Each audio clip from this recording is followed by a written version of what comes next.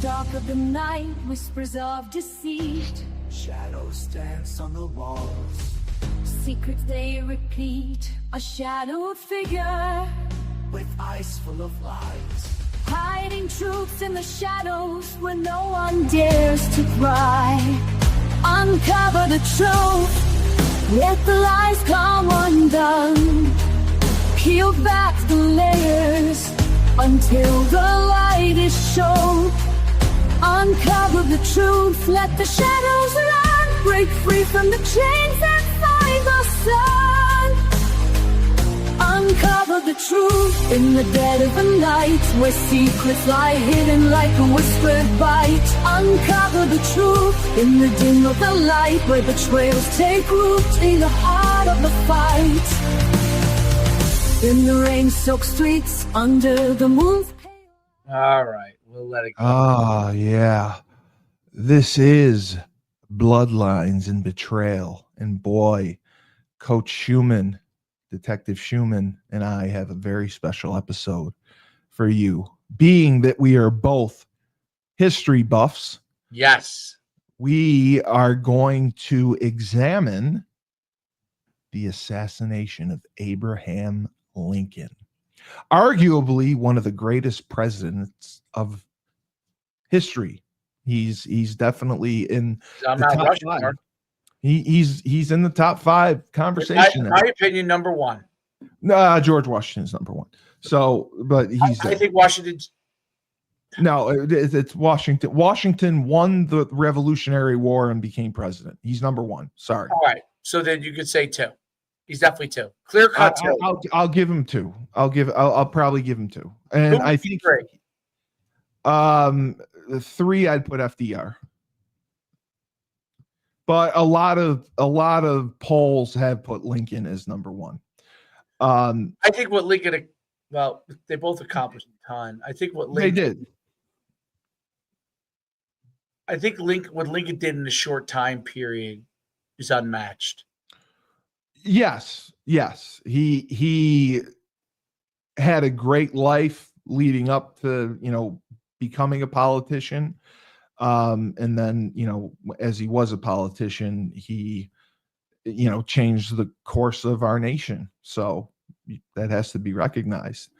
I didn't even know this. He was born in Kentucky, which is crazy. I had no idea about that.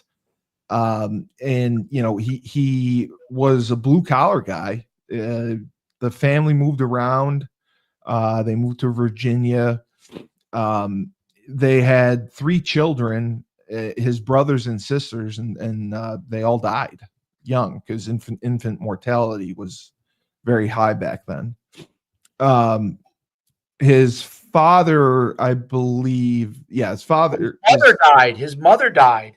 Yeah, his mother died, but the father bought farms initially in Kentucky, but he Tom could not. Lincoln, right? Tom. Yeah, he couldn't get the property titles to any, losing hundreds of acres of land in these legal disputes. And then they moved to Indiana, and that's kind of where he grew up. His father was a farmer, a cabinet maker, and a carpenter. He owned livestock, and he also was an appraiser, which was an esteemed profession back then. And, Lincoln was a Baptist, I believe. So Nancy Lincoln, the mother, died, unfortunately, from milk sickness, which used to happen back then. Leaving Lincoln's sister, who was basically in charge of the household.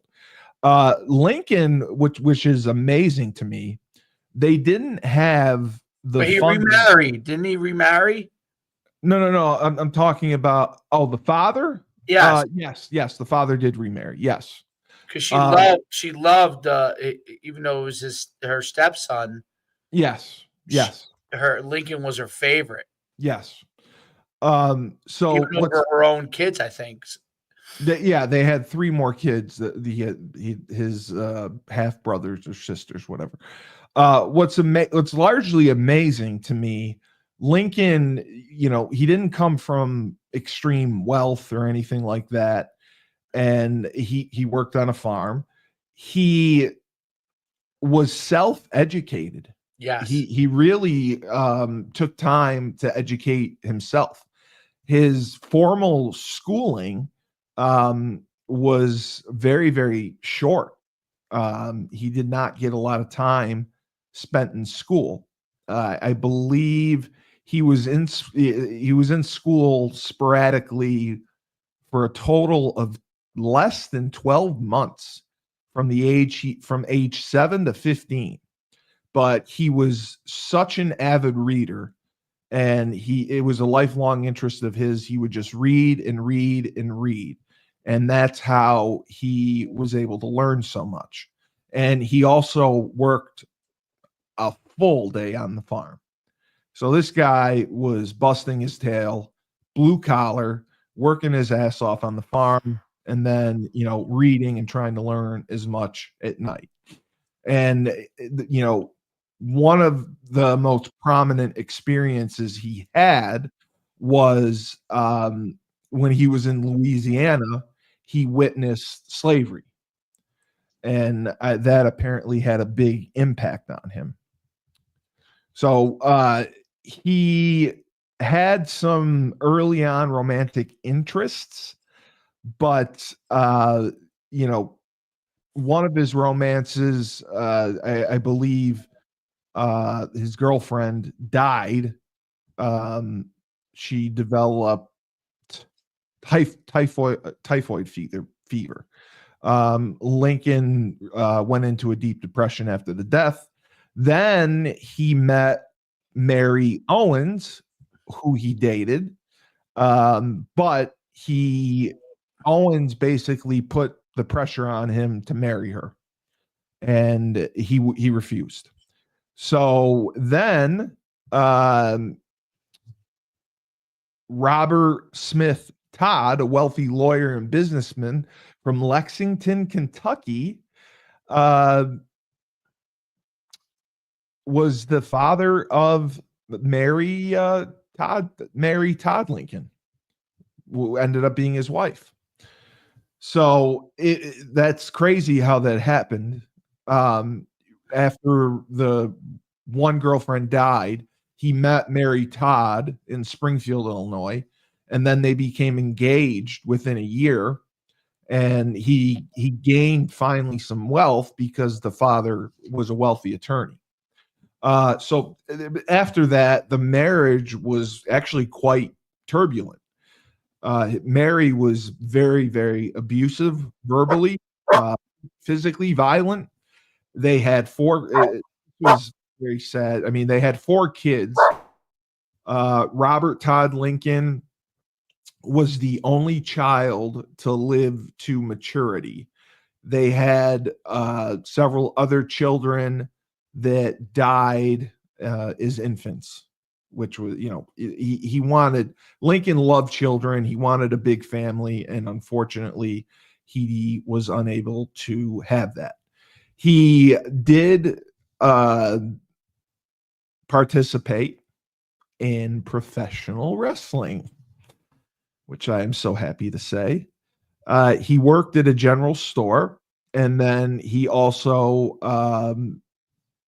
gained a reputation for his strength, because he, to this day, I believe, is the tallest president at 6'4", and he was a wrestler. He would wrestle on the side, and that's when in 1832 he finally declared his candidacy for the Illinois House of Representatives. But he interrupted his campaign to serve as a captain in the Illinois militia. So it's just he had an incredible early political career.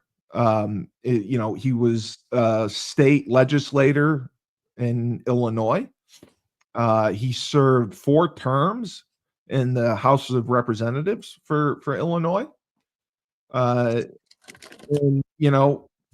he became finally a congressman, the U.S. House of Representatives in 1843. He was part of the Whig Party, which I don't know if there's Republicans, Democrats. What would the Whigs be considered? That was more towards Republicans. That became the Republican Party took over for the Whig Party. Okay. And then he eventually went to law school, which is even more amazing. Because the father was a lawyer, he went to law school, he believed in the law, and he went to law school. So in 1854, that's when he started to become conservative. He became a Republican leader. He was against slavery, and he tried legislation aimed to end it. Obviously, the South felt much differently. And even the Whigs were split by it, which I think is why that's what formed the Republican Party. Exactly. That's what the new Republican Party was formed. There were a couple violent confrontations. There was a violent confrontation right before the Republican National Convention. And then Lincoln received the support he needed to run, but the party actually went against him and put a ticket of John C. Freeman and William Dayton. And Lincoln was a good soldier. He supported this, and James Buchanan ended up winning. So, there were also the Lincoln-Douglas debates that were famous that actually are part of school to this day. And in 1860, he finally, he ran for president. Throughout the 1850s, he doubted the prospects of a civil war, and his supporters rejected claims that his election would incite the secession. But when Douglas was selected as the candidate for the Northern Democrats, delegates from the Southern slave states elected incumbent Vice President John C. Breckinridge as their candidate, and a group of the Whigs known as the Constitutional Union Party nominated John Bell. Lincoln and Douglas competed for votes in the North. Bell and Breckinridge competed in the South. And unfortunately, Lincoln was finally elected in 1860. He was the first Republican president, and his victory was entirely due to support in the North and the West. No ballots, I repeat, no ballots were cast for him in 10 out of the 15 Southern slave states. So he had 39.8% of the total in a four-way race, carrying the northern states as well as California and Oregon. His presidency was 1861 to 1865. And, the South was furious from the beginning. And that's kind of what caused a lot of the dissension. They wanted to secede from the Union. Six of themselves declared to be sovereign nations, Confederate States of America. As we know, Jefferson Davis was their president. And then like the upper South, the border states, Delaware, Maryland, Virginia, North Carolina, Tennessee, Kentucky, Missouri, and Arkansas, they refused to succeed. But again, there was just constant, they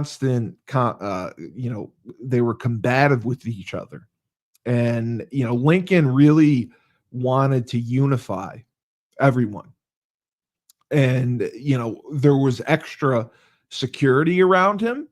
He traveled in disguise because he was, depending on where he was hated.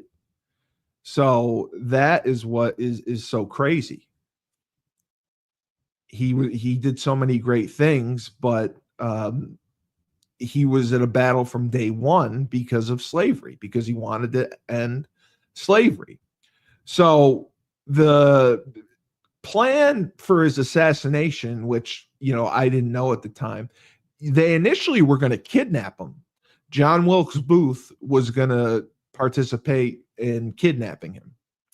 And, Jefferson Davis passed the law saying that they weren't going to release black soldiers, and because they wanted to release black for white. That didn't happen, and that caused a lot of issues. Booth was the one who came up with the plan to kidnap Lincoln in order to blackmail the Union into resuming prisoner exchanges. And this is key. So he recruited Samuel Arnold, George Azerat, David Harold, Michael O'Laren, Lewis Powell, John Surratt, and then Mary Surratt. And the only reason I remember Mary Surratt because she was the first female ever executed. Booth and Lincoln did not even know each other, but Lincoln was actually a fan of Booth. He saw him several times at Ford's Theater, and he thought he was an incredible, talented actor. So most people had multiple theories on Booth's motivation. He wrote letters to his mother. He wrote letters to his brother. He said, like, this man sincerely wanted to avenge the South. Like, he took this personally. He greatly admired abolitionist John Brown. John Brown really inspired Booth to go through with what he did. So on April 11th, Booth attended Lincoln's last speech, in which Lincoln promised voting rights for emancipated slaves. Booth said, quote, "This means N-word citizenship. That is the last speech he will ever give." That's how enraged Booth was. And, Booth got Powell. He wanted him to shoot Lincoln on the spot, but he could not do this during the speech because he just couldn't get a shot off. He couldn't get close enough. And what's even crazier, and I saw this on a documentary, I don't know if you know this, 3 days before his death, Lincoln was having premonitions that he was going to die. Did you know that? I did not know that. Yeah. What's interesting is that I didn't realize that he was a fan of John Wilkes Booth as an actor. He was. He loved him as an actor and saw him several times in several plays.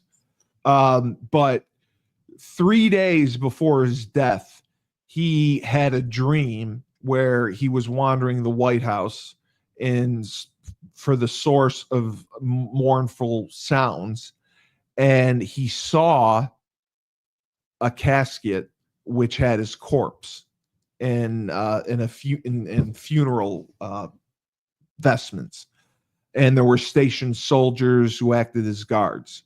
And he asked the question, "Who's dead in the White House?"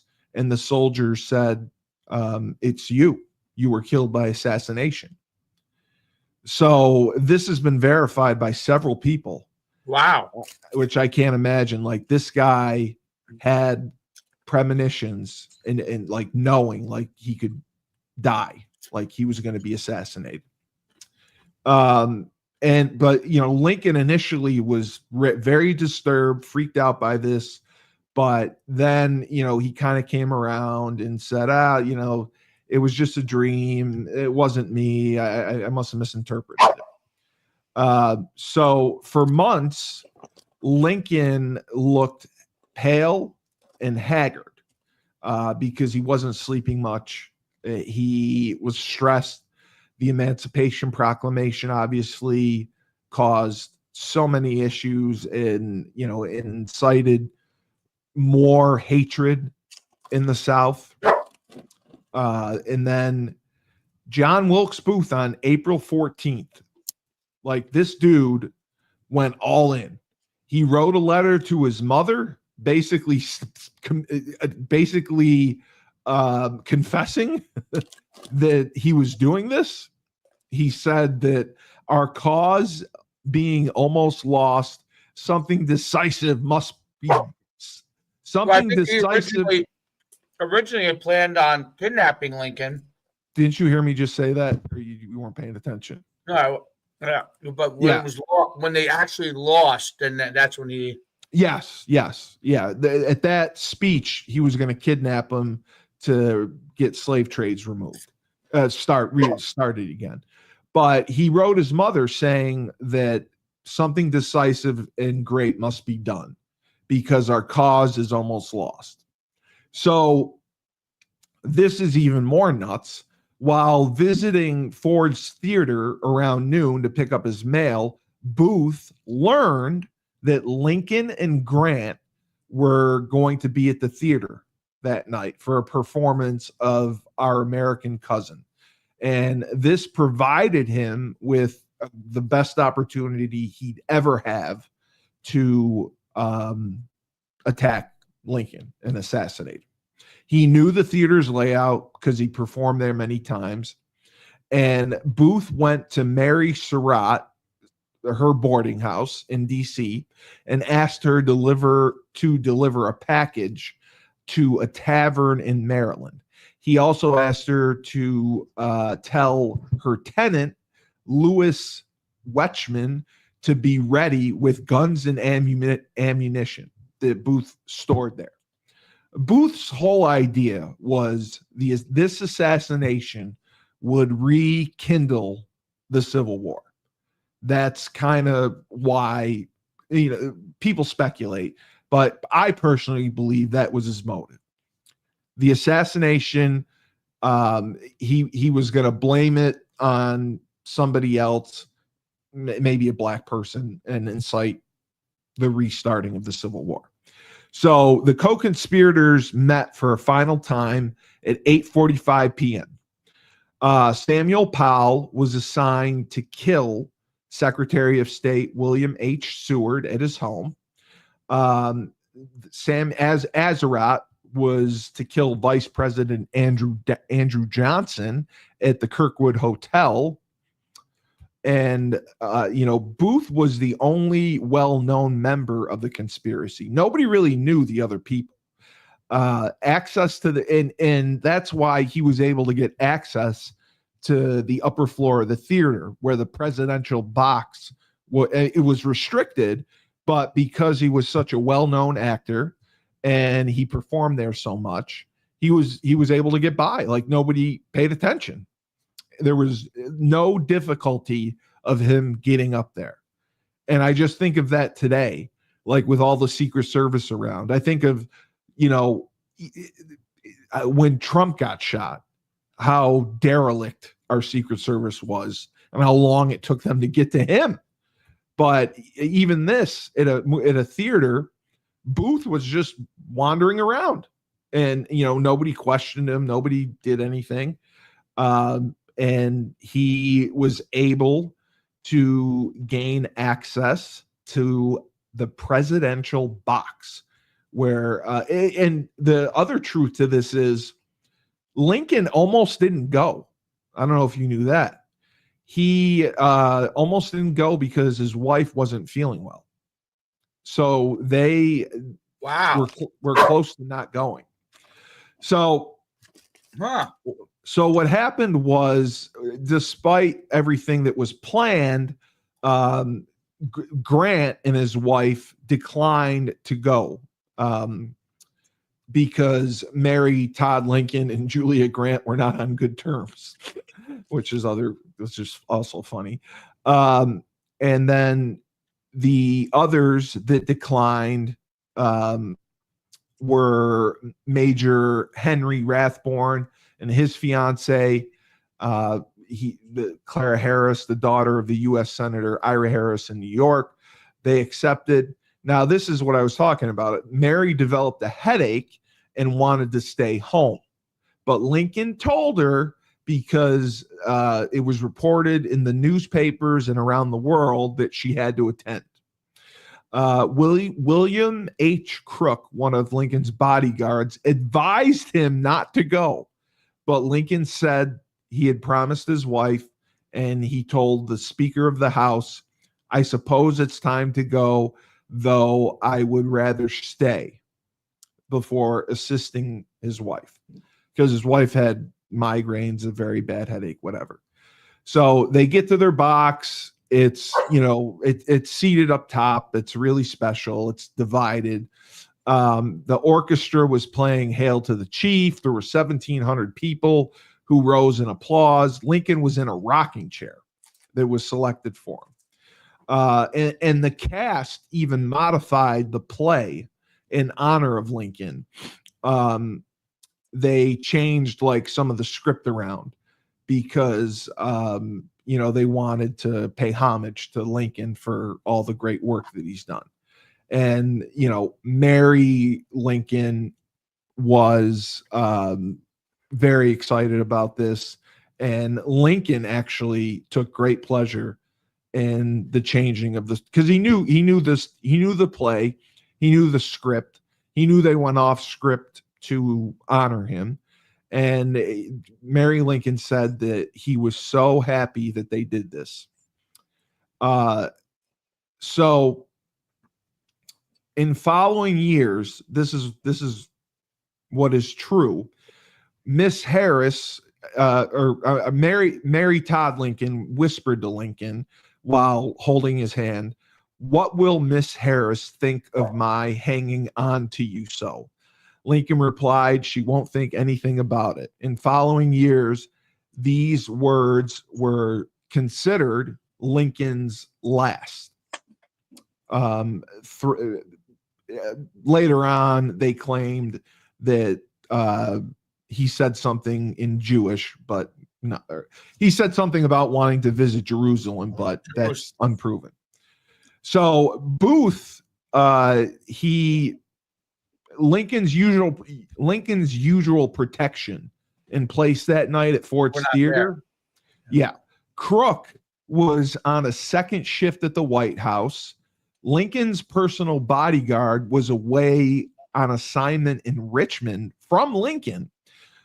John Frederick Parker was assigned to guard the presidential box.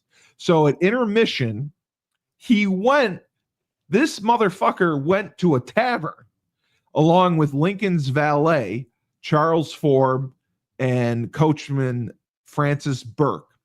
Booth had several drinks waiting for his planned time. So the guy's sitting there drinking, and he watches Lincoln's personal bodyguards leave. And there's nobody there. It's just Lincoln and his wife. Spread the conspiracy theories of setup. Well, not only that, yeah, but Booth possibly surviving. So, in any event, there is no certainty that entry would have been denied to a celebrity such as Booth, like I said, because he was a famous actor, well known. He's performed before. People still think that he would have been granted access, and especially because Lincoln was a fan.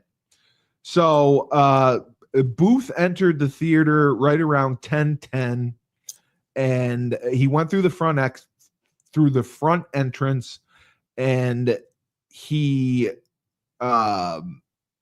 passed through the dress circle that went to the door that led to the presidential box. After showing Charles Forbes his calling card, Navy surgeon George Todd saw Booth arrive, and he gave testimony at 10:25. A man came in, walked slowly, and I heard a man say, "There's Booth." I turned my head, and he's still walking very slow. He was near the presidential box when he stopped, took a card from his pocket, wrote something on it, and gave it to the usher, who took it to the box. In a minute, the door was opened and he walked in. This is how dumb these people are. They let this guy walk in. He gives a note to the usher. Idiots. And I get, yeah, okay, it may be like Brad Pitt doing a presidential play, and they let him in, or George Clooney, whatever. So once inside the hallway, Booth barricaded the door by wedging a stick between the wall. From the second door that led to Lincoln's box, evidence shows that earlier in the day, Booth had boarded a peephole in the second door. Booth knew the play, Our American Cousin, and he waited to the time when he shot him around 10:15 because he knew the script and he knew when there was going to be a laughter and an applause. So one of the lines was, "Well, I guess I know enough to turn you inside out, oh gal, you sock dogging old man trap." Lincoln was laughing as like hell at this line. Booth opened the door, stepped forward, shot him from behind with his pistol. The bullet, yeah, exactly. The bullet entered Lincoln's skull behind his ear, passed through his brain, and came to rest near the front of his skull, fracturing both orbital plates. Lincoln slumped over in his chair, then fell backwards. Rathburn turned to see Booth. Rathburn was the idiot fucking the guy that he gave the card to let him in. Booth standing with gun smoke less than 4 feet behind Lincoln. Booth shouted a word that Rathburn sounded like freedom, but it turned out to be. So what happened was Rathburn jumped from his seat, struggled with Booth. He dropped the gun, drew a dagger, and stabbed Rathburn. Rathburn grabbed at Booth again, and then in desperation, Booth jumped from the box, which was a 12-foot drop. Booth's riding spur became entangled in a treasury flag decorating the box. He landed awkwardly on his left foot. And then he was crossing the audience, but the audience thought he was part of the play. Like, the audience didn't think this was real at first. They thought all this was part of the play. Why would you? Because there was changes in the script, so they thought maybe this was just part of the play. So as Booth held the bloody knife over his head, he yelled to the audience, "Sic semper tyrannis." That's which tyrants, or death to tyrants. Most recall hearing "Sic semper tyrannis," and some didn't recall Booth saying anything in Latin. There's still uncertainty, but he also may have yelled, "The South is avenge or revenge for the South." After it was just chaos. Mary Lincoln was screaming. Clara Harris, the daughter of Ira Harris, the senator, was screaming, yelling, "Stop that man." Others tried to chase him. Now, Booth planned this actually very well. He exited through a side door, and on the way, he stabbed the orchestra leader. He leapt onto his getaway horse, and he got away. Did anyone else have guns in this place? Apparently not, because his normal bodyguards were away. So average citizens. The average citizens couldn't get to him because he was smart, because he passed through the orchestra and there was confusion that this was part of the play. Right. So nobody stopped. So unfortunately, this is the crazy part too. Charles Leal, a young army surgeon, pushed through the crowd door of the presidential box. He couldn't open it. They had to remove the wooden brace that jammed the door, with Booth jammed it with. He found Lincoln seated with his head leaning to the right. Mary held him and sobbed. His eyes were closed and he was probably comatose. His breathing was intermittent, and he thought Lincoln was stabbed at first. Leal shifted him to the floor. Meanwhile, another physician, Charles Sabin Taft, was lifted into the box from the stage. They cut off his collar, unbuttoned his coat, and they couldn't find the stab wound. So they had no idea what was going on. It took them a while before they actually found the gunshot wound behind the left ear. He found the bullet too deep to be removed, but he was able to dislodge a blood clot, and that improved Lincoln's breathing. But he learned regularly removing new clots maintained Lincoln's breathing. After giving Lincoln artificial respiration, which was very, very new back then, Leal allowed actress Laura Keene to cradle the president's head in her lap. He pronounced the wound mortal. So this is what's crazy is this is a young army surgeon who was like in his 20s, and he is charged with trying to tend to the president, save his life. So they had a quick meeting. Leal, Taft, and another Dr. Albert King decided that Lincoln had to be moved to the nearest house because a carriage ride to the White House would be too dangerous. 7 men picked him up and carried him out of the theater. There was a mob that was forming that was angry. And, it was just as chaotic could be. They brought him to the house of Taylor William Peterson, and they put him on the bed. After clearing everyone out of the room, Mrs. Lincoln, the doctors, cut away the clothes, didn't discover any other wounds, but they saw he was cold. They applied hot water. Now, this is where they kind of made mistakes. Back then, they thought bloodletting was helpful. So they would, put cuts in, and they thought you would bleed out the infection. And they kept removing the blood clots to relieve pressure to the brain. And, they tried to hold his hand. He was showing no real signs of life. His son had arrived at 11, but they tried to distract him. And, the United States, Mrs. Lincoln was sobbing and sick and had to leave the room for the rest of the night. He essentially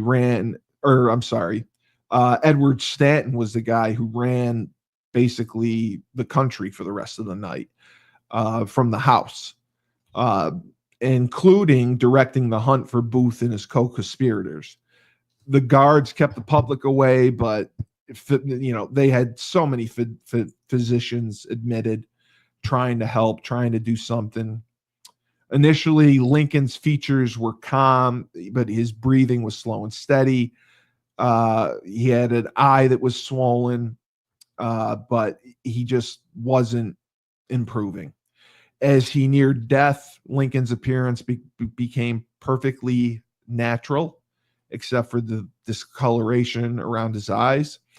7 a.m. came. Mary came to his side, and as Dixon reported, she seated herself by the president, kissing him, calling him every endearing name. Lincoln died at 7:22 a.m. Mary Lincoln was not present in his last moments. Lincoln's face became calm, his breathing quieter. Field wrote, "There's no apparent suffering, no convulsive action, no rattling of the throat, that he just stopped breathing." Okay, this was the line I was wrong. It was Edward Stanton who knelt in prayer and said, "Now he belongs to the ages, or now he belongs to the angels." On Lincoln's death, it was Johnson that became the 17th president of the state, and the oath of office was administered at 10 a.m. The other attack actually did happen. It was against William H. Seward on the night of the assassination. he went through with it, but Seward ended up surviving. I think he was knifed, I think. Yeah. Now the funniest part was The other one was Johnson. The guy who was supposed to take out Johnson did not. Yeah, he got drunk and didn't go. Didn't go. He got drunk and didn't go. So this was even more impressive. The funeral for him, they put him on a train and drove him around the country. So every American would get an opportunity to mourn him. And, he was in a walnut casket, and this trip lasted a very long time. Ulysses S. Grant called Lincoln the greatest man he ever knew. Even Robert Lee expressed sadness despite the war. And John Wilkes Booth was furious because the war did not restart. That was what he wanted.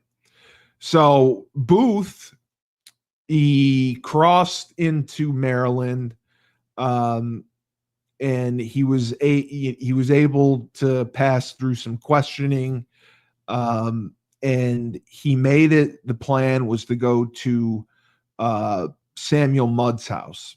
Samuel Mudd was a local doctor. He splinted his leg, gave him a pair of crutches. But, then they took him to Samuel Cox's house. In turn, took him to Thomas Jones, a Confederate sympathizer who hid Booth.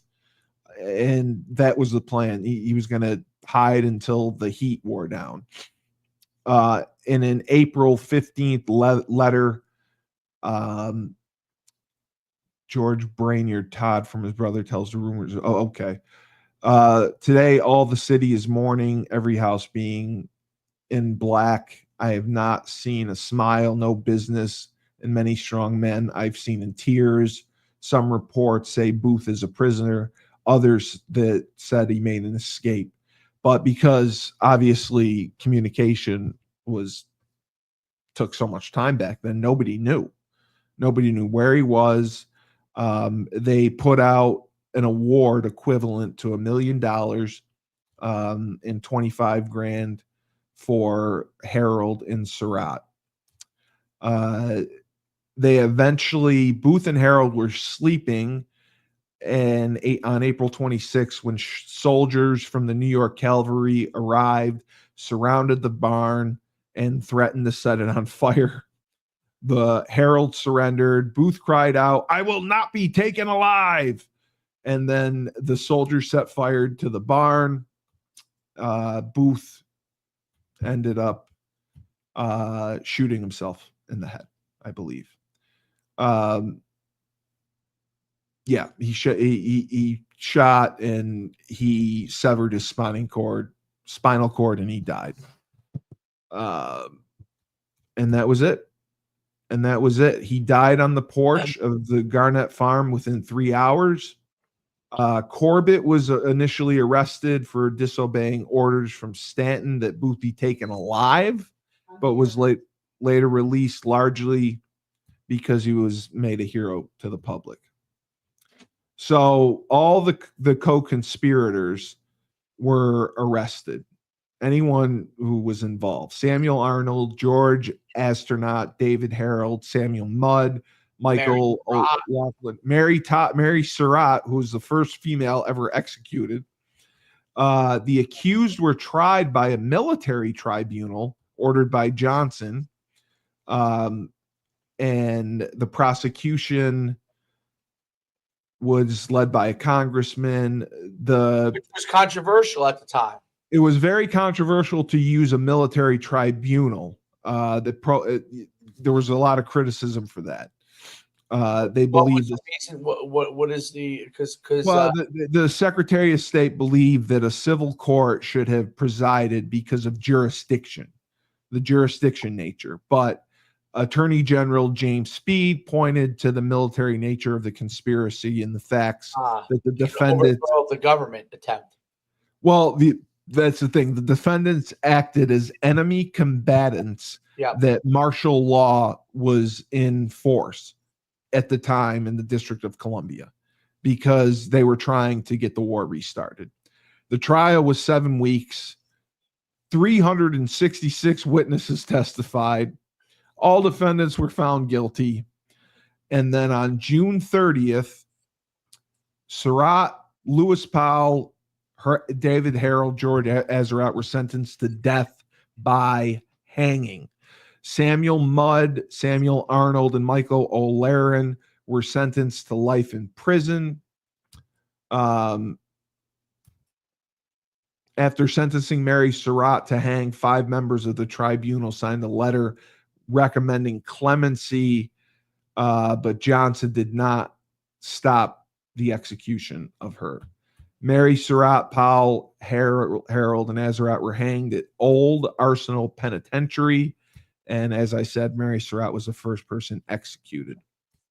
And still, there's still a debate as to whether she was involved or forced. Well, there's also debate. The Booth family to this day thinks he got out of that fire, thinks that he survived. And there's conspiracy theories that he survived and moved and then renamed it. He renamed himself and he lived in Philadelphia. I'm just trying to double. How is that possible? I don't know. Identification was disputed because he was burned, and I think he was cremated and buried. Died. It was him, and then they said they've seen people have claimed to see Booth alive in various places, Texas, Mexico. Yeah, absolutely. That was the thing because he was cremated immediately.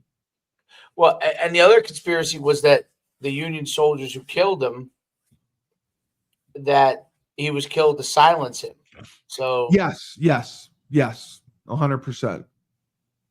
So I was just trying to see popular escape theories. Here are the 3 popular escape theories. Yes, the conspiracy theories. Yes. John St. Helen in Texas, 1903. John St. Helen, that's the one. Yes, that's the one I believe.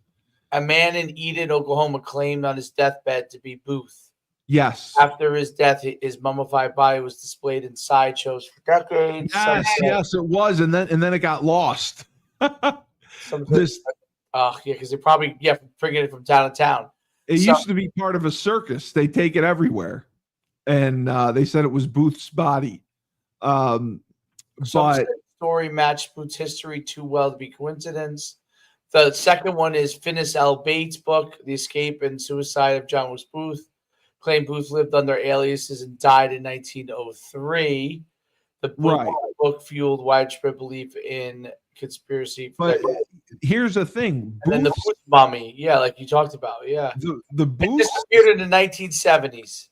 John Wilkes Booth's descendants. So John St. Helen petitioned the court is recently, I think is 10 years ago, maybe less, to have his body exhumed and DNA tested because they don't believe it's him. And they were denied. Why? Because of the burning, there isn't a lot of DNA evidence, and to test it would compromise some of it, or they'd lose it. And they didn't really believe it to be true, or they just don't want it to be true.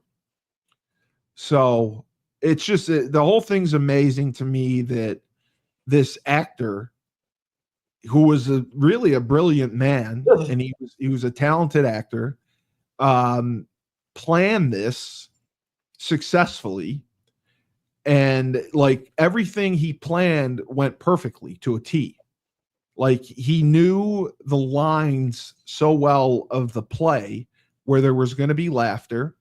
He got in early enough to create a peephole.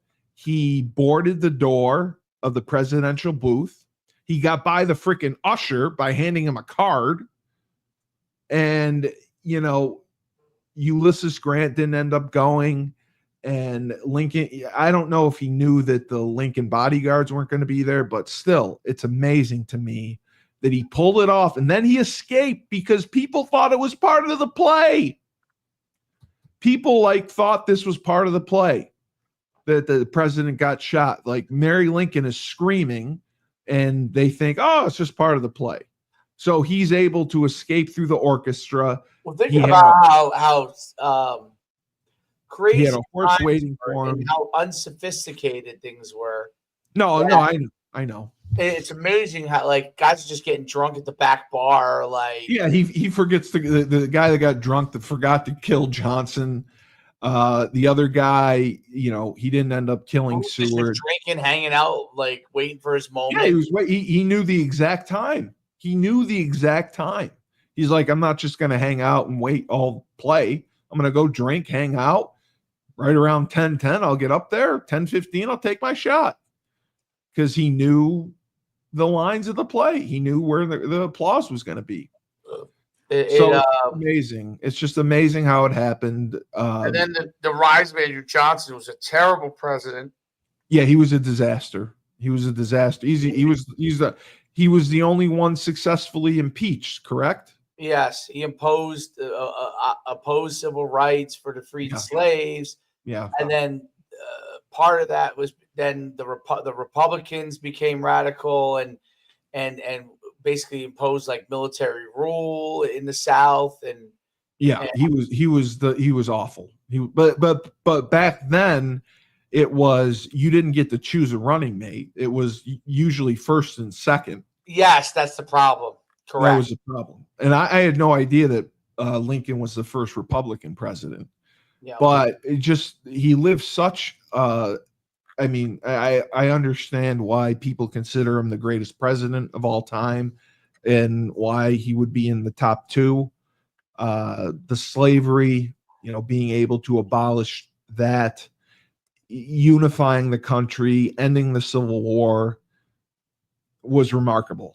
And he was young when he died. He was 50. Very young. I mean, old for back then, but back then, yeah, not right. But still, I mean, Obama was in his 50s. I mean, it's just amazing, and just the fact that the doctor was this 20-year-old guy just out of med school that was like trying to treat him, trying to get the bullet out, and all they could do was get rid of the blood clots, and they were doing this bloodletting back then, which what they believed in, where they would cut you and have you bleed out because they thought it would bleed out like the disease. And they people have said even to today, they don't think he could have been saved.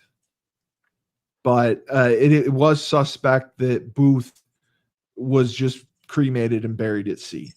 Like what was also amazing was the number of jobs Lincoln held. Yeah, he did everything. Until he became a lawyer in his late 20s. He was a blue collar guy. He worked on a farm. He wrestled, and he was self-educated. He just by reading and just having such natural intelligence, like I do, where you can learn on your own and you don't need people to teach you.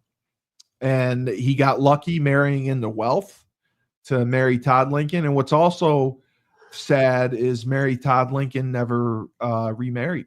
She never got over.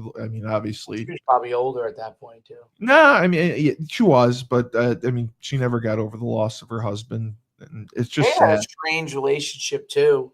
It was volatile. It was a volatile relationship for a while.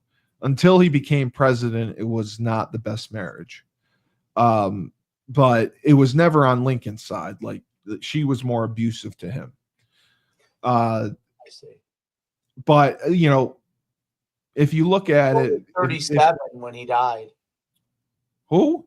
She was only 37. Oh, I'm sorry. Yeah. 47. Yeah, 47. she was young. But, it'd be interesting to see what would have happened with Lincoln in the second term. How much more would he have done? I think he would have done a lot. Well, the ending of the Civil War, bringing the country together, is, still considered like the greatest thing ever that's been done. Yes.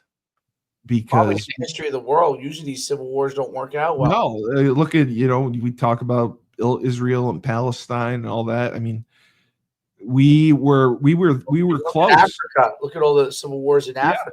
We were close to, being two separate countries, the North and the South, all over slavery.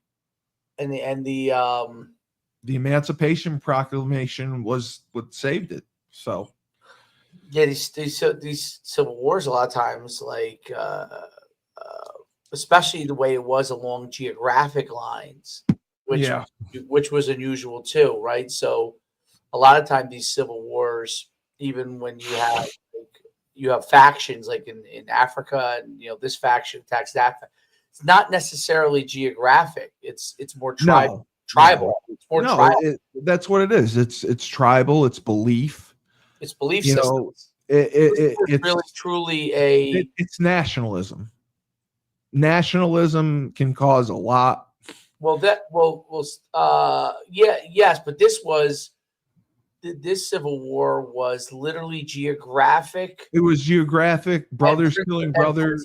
Not religion, was. You're right.